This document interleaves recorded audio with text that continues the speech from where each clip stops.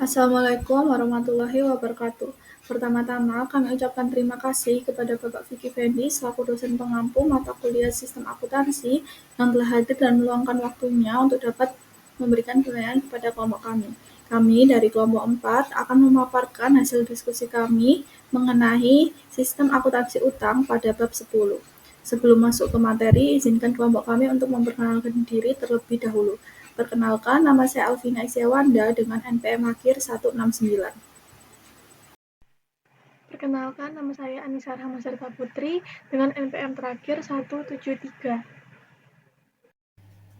Perkenalkan, nama saya Naura Tirtanugraha dengan NPM 240 130 101 94. Kenalkan, nama saya Siti Nurjalika dengan NPM terakhir 203. Perkenalkan, nama saya Nadine Bina Bulan Sutanto dengan NPM akhir 264. Perkenalkan, saya Jessica Putri Sabilila dengan NPM akhir 414. Pada kesempatan kali ini, saya akan menjelaskan sistem retur pembelian. Deskripsi kegiatan, yaitu barang yang diterima dari pemasok terkadang tidak sesuai dengan surat order pembelian karena perbedaan spesifikasi, kerusakan dalam pengiriman, atau keterlambatan pengiriman.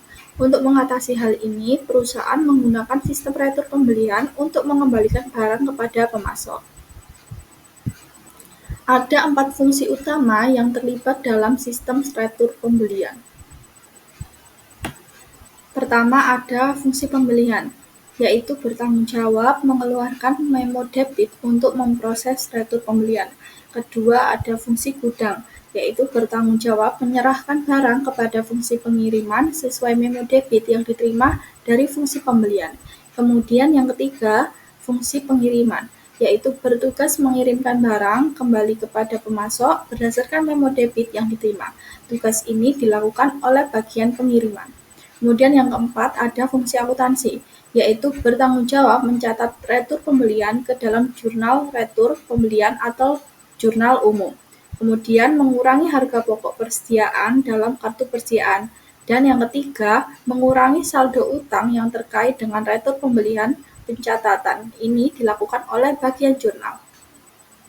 Dalam sistem retur pembelian ada 2 dokumen penting yang digunakan.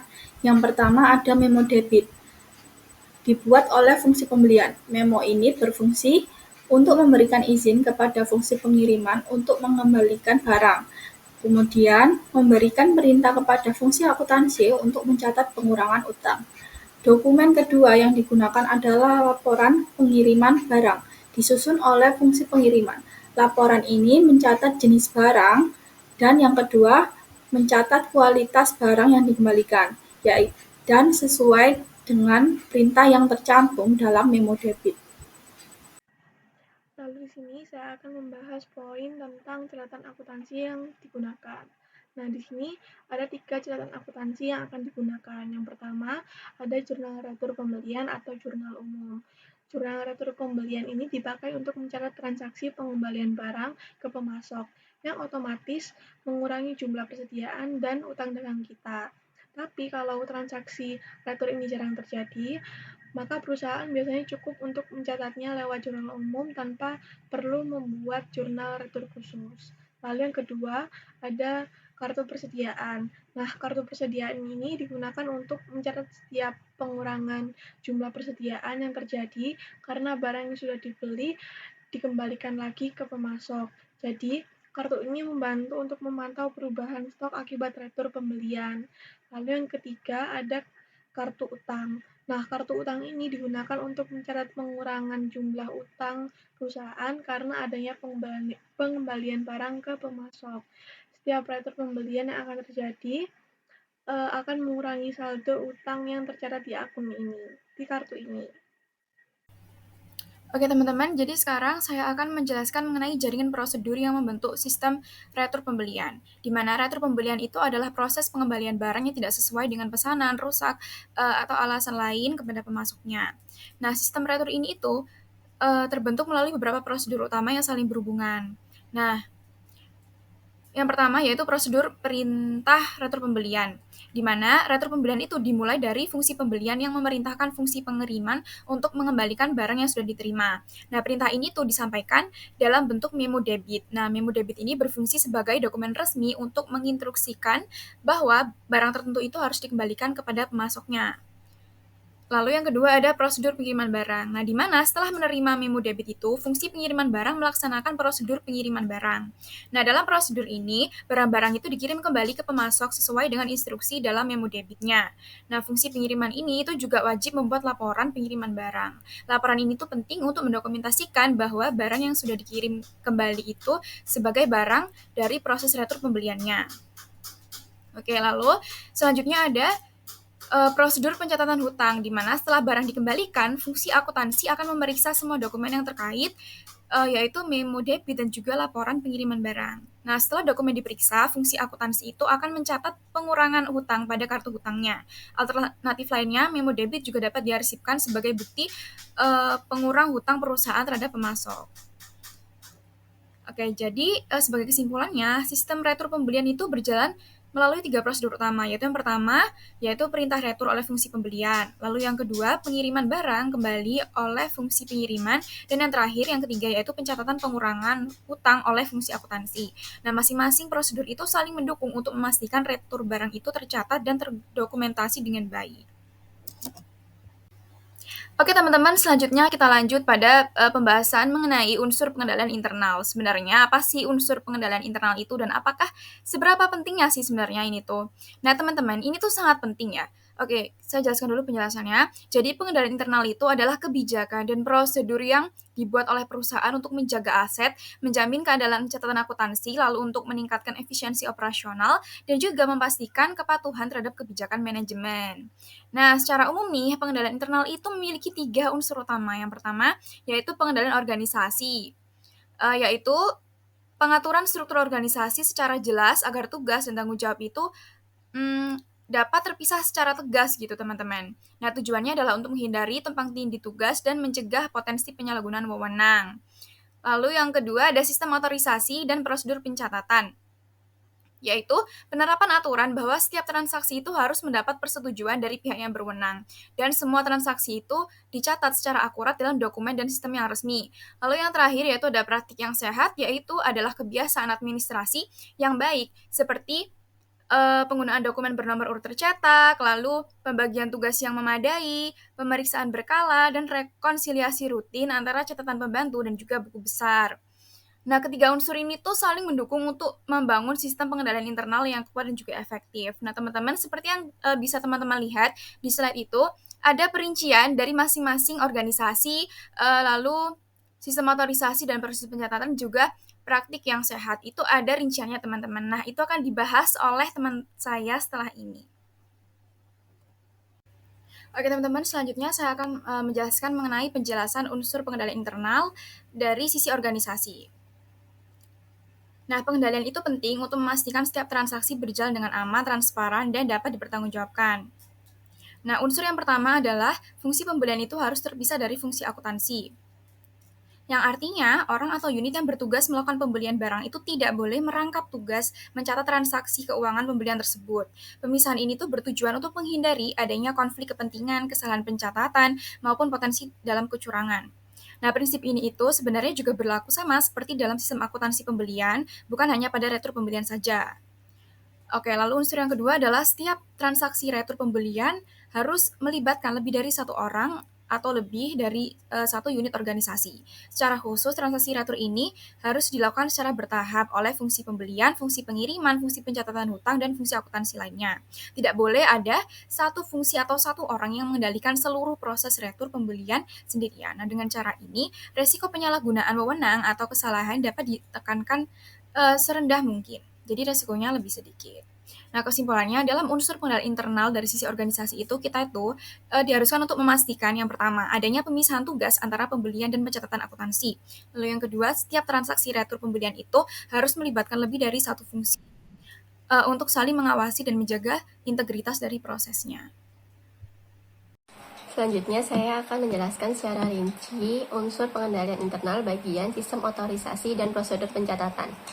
Dalam sistem otorisasi ini, transaksi retur pembelian harus diotorisasi oleh pegawai yang berwenang melalui tanda tangan pada dokumen pendukung dan dicatat melalui prosedur akuntansi tertentu, sehingga keamanan aset perusahaan serta ketelitian dan keandalan data akuntansi tetap terjamin. Adapun prosedur pencatatannya antara lain yang pertama, memo debit untuk retur pembelian diotorisasi oleh fungsi pembelian. Transaksi pembelian dimulai dengan surat order pembelian dari fungsi pembelian. Jika barang dari pemasok tidak sesuai, dilakukan retur pembelian yang harus diotorisasi oleh fungsi pembelian melalui tanda tangan pada memo debit. Selanjutnya yang kedua yaitu laporan pengiriman barang untuk retur pembelian diotorisasi oleh fungsi pengiriman. Transaksi retur pembelian dimulai dengan penerbitan memo debit oleh fungsi pembelian dan dilaksanakan melalui laporan pengiriman barang yang menandakan barang telah dikirim kembali ke pemasok. Laporan ini harus diotorisasi oleh fungsi pengiriman agar sah sebagai dokumen pendukung pencatatan pengurangan utang dan persediaan. Selanjutnya yang ketiga yaitu pencatatan ke dalam catatan akuntansi harus didasarkan atas dokumen sumber yang dilampiri dengan dokumen pendukung yang lengkap. Maksudnya adalah seperti memo debit dan laporan yang telah diotorisasi, agar mutasi utang dan persediaan tercatat secara sah, teliti, dan andal. Selanjutnya yang terakhir yaitu pencatatan ke dalam catatan akuntansi harus dilakukan oleh karyawan yang diberikan wewenang, yaitu seperti fungsi pencatat utang yang mengotorisasi penyimpanan atau pencatatan memo debit dengan tanda tangan dan tanggal pada dokumen sumber, serta fungsi pencatat jurnal yang mengotorisasi pencatatan ke jurnal umum dengan cara serupa. Selanjutnya saya akan menjelaskan unsur pengendalian internal yang ketiga yaitu praktik yang sehat, yaitu salah satunya dengan cara pengawasan transaksi keuangan yang dapat dilakukan melalui formulir bernomor urut cetak. Dalam sistem retur pembelian, memo debit dan laporan pengiriman harus bernomor urut dan penggunaannya dipertanggungjawabkan oleh fungsi pembelian dan pengiriman.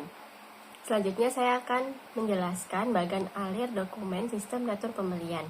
Dalam slide dapat dilihat gambar flowchart sistem retur pembelian yang dimulai dari langkah 1, bagian pembelian. Lalu langkah kedua yaitu bagian pengiriman, selanjutnya langkah ketiga bagian gudang. Lalu dilihat pada gambar flowchart yang kedua, langkah selanjutnya yaitu bagian utang, bagian kartu persediaan, dan yang terakhir bagian jurnal. Langkah-langkah ini dapat dilihat dari penomoran yang tertera pada gambar flowchart dalam slide. Oke, baik teman-teman. Selanjutnya di sini saya akan menjelaskan tentang prosedur pencatatan utang. Jadi ada dua metode utama yang digunakan, yaitu account payable procedure dan voucher payable procedure. Oke, selanjutnya mari kita bahas satu persatu. Jadi metode pertama ini tuh adalah account payable procedure. Jadi dalam metode ini kita menggunakan kartu utang untuk mencatat semua transaksi dengan masing-masing kreditur. Dokumen yang digunakan adalah faktur dari pemasok, lalu kwitansi atau surat pemberitahuan pembayaran. Jadi pencatatan dimulai dari faktur yang dicatat di jurnal pembelian, lalu diposting ke kartu utang.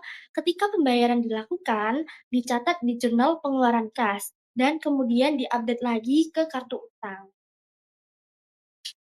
Oke, jadi metode yang kedua adalah voucher payable procedure.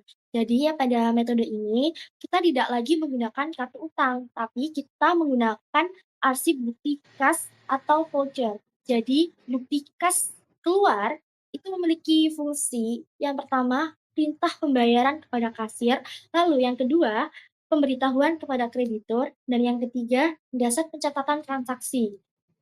Di sini, dalam voucher payable terdapat dua jenis prosedur. Jadi yang pertama, ada one time voucher procedures. Jadi di sini tuh untuk setiap faktur dibuat satu voucher. Kalau basisnya tunai atau cash basis, ini tuh pencatatan dilakukan saat pembayaran. Sedangkan kalau basisnya accrual atau accrual basis, ini tuh pencatatan dilakukan saat faktur diterima. Lalu yang kedua ada build of voucher procedure. Jadi dalam prosedur ini, satu voucher bisa digunakan untuk beberapa faktur dari pemasok yang sama. Catatan catatan utang tetap diarsipkan lalu dicatat saat pembayaran dilakukan. Selanjutnya saya akan menjelaskan mengenai distribusi pembelian. Distribusi sendiri adalah proses meringkas rincian transaksi pembelian terutama terkait persediaan dan biaya untuk pelaporan dan pencatatan jurnal. Di perusahaan kecil, sumbernya dari jurnal pengeluaran kas, sedangkan di perusahaan besar dari register bukti kas keluar, jurnal pembelian, atau faktur pemasok. Klasifikasi pada perusahaan manufaktur untuk pendebitan yang muncul dari transaksi pembelian adalah sebagai berikut.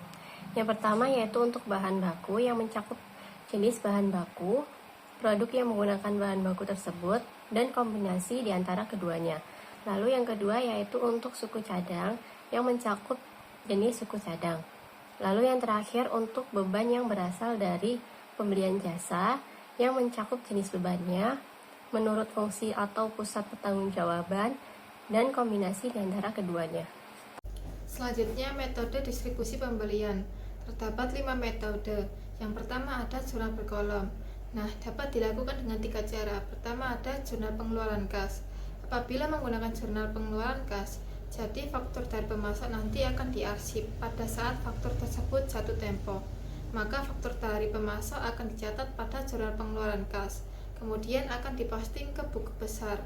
Nah, jurnal pengeluaran kas ini di sini akan dibuatkan berkolom-kolom sesuai klasifikasinya, pokok yang diinginkan. Berikut contoh jurnalnya. Selanjutnya, jurnal pembelian. Jika membuat jurnal pembelian, faktur dari pemasok akan dicatat dalam jurnal pembelian pada saat telah disetujui untuk dibayar. Jadi tidak menunggu sampai jatuh tempo. Maka distribusi pembelian dilakukan atas dasar waktu atau akrual basis. Berikut contohnya. Lalu yang terakhir register bukti kas keluar.